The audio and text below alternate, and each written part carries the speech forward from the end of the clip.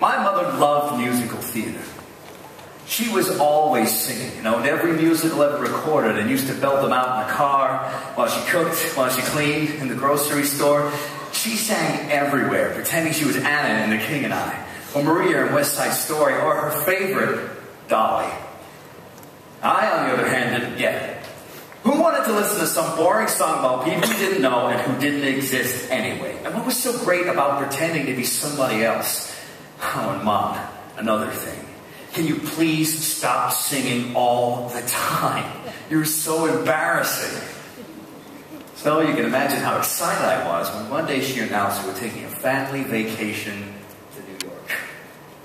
No, not to New York, to Broadway. You gotta be kidding me, right? But of course, we packed up the car and we headed to the Great White Way. First stop, Carousel. Fantastic. A whole show about a dumb carnival ride. Woo! Lights dimmed, curtain opened, and something happened. I'd never been to live theater before, only movies and television, so I didn't know. I was unprepared for it all. Yeah, sure, there was girly, gooey stuff like love and romance, but there was action and crime and passion.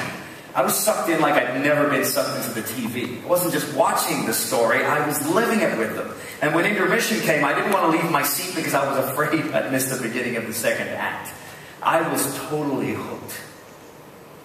For the first time, I understood perfectly. My mother wasn't pretending to be somebody else when she belted out those tunes in the kitchen. She was living it with them. Sharing the experience of lives not her own, and most of all expressing things that are failed by words alone. Now all these years later, I'm in the theater in that brief moment between the lights go down, the curtain comes up. I think of my mother. I imagine she's with me and I'm sharing those moments not only with the actors on stage, but with her too. And I know that somewhere she is singing.